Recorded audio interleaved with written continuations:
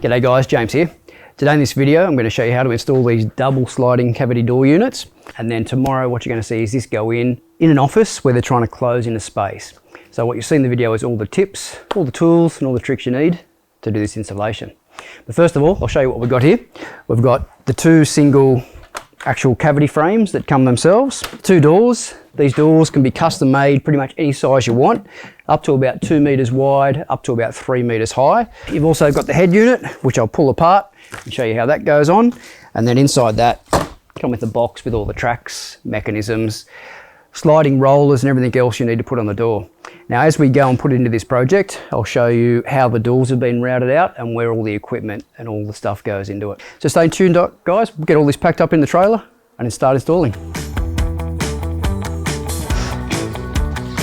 And prior to getting started, you'll see on the back here there's a little installation guide. Just scan the QR code up here and it'll give you all the details for the installation. Okay, so this is our project. Basically, this is my customer's office. And because this is one big opening, it didn't offer much privacy or any sort of acoustics from sound. You can see in the back there, all they had was that little slide across screen. So the whole idea now is to put these double cavities on each side, build it all in, replaster the wall and have it all finished so it looks seamless like those doors were supposed to be there. Okay, so I'm just going to start by stripping the cornice off on this side to make room for our framework, and I'll take off all the skirtings and architraves that might be in the way. Disconnect some of the light points and then start building our frame into position and mark out where our sliders are going to go.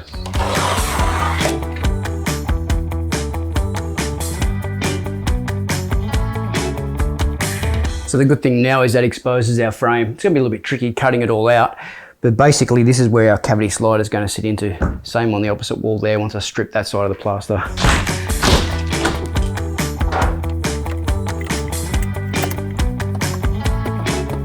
The next thing I do is frame up for the new opening size of these two sliders. So I'm going to put that head piece in and drop 2 studs down each side.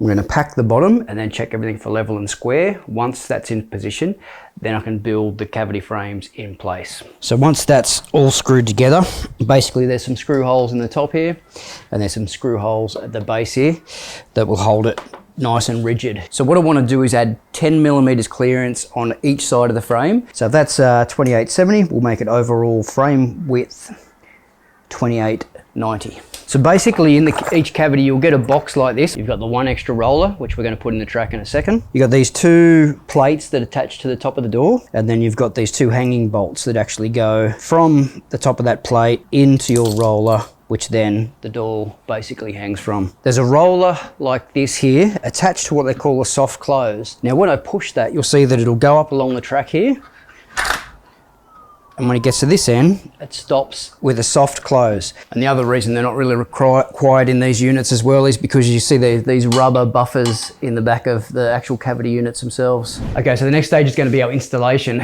But what I need to do first is make sure that the base is completely level and that our sides are level. Okay, now one thing I'm going to do at the base of each one of these ones is just drill a hole in the track here and here on both sides just to help secure it.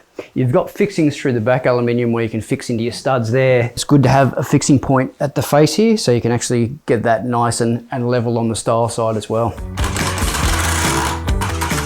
The only thing you really need to make sure is that these stiles are both plumb this way and level the other way. Now I'm going to pin this bottom section. Okay, so when it comes to hanging the doors, you've got this mechanism that basically sits on top of the door, and you've got the little screw that attaches to those rollers. All right, so find where your rollers are. You've got the one that's attached to the soft close and the loose one that we put up behind there. Just a matter of screwing these up into those rollers. So this is where the doors have the routed section out of each top. But the good thing about these doors, they've also got the channel routed out of the bottom. Now the trick with these is to make sure that you have both mechanisms facing the same way. All right, now lastly, the plasterboard. The only thing you really need to remember here is glue it to these little stiles here and use screws that aren't any longer than about 25 mil.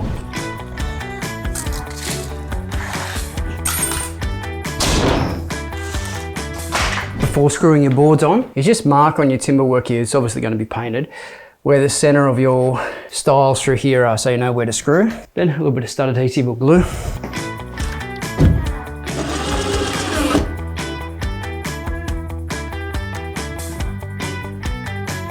Okay, so now I've done my base coat and that's set to reinforce all the joints on the plasterboard. Now next up I'm going to use a finish coat, a topping over it.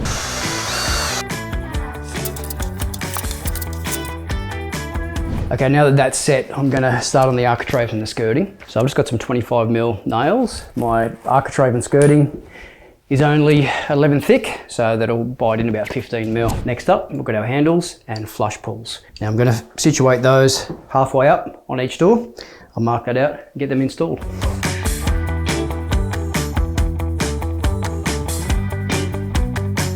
Okay, so there you go. That's the doors completed. You can see you've got the handles on there.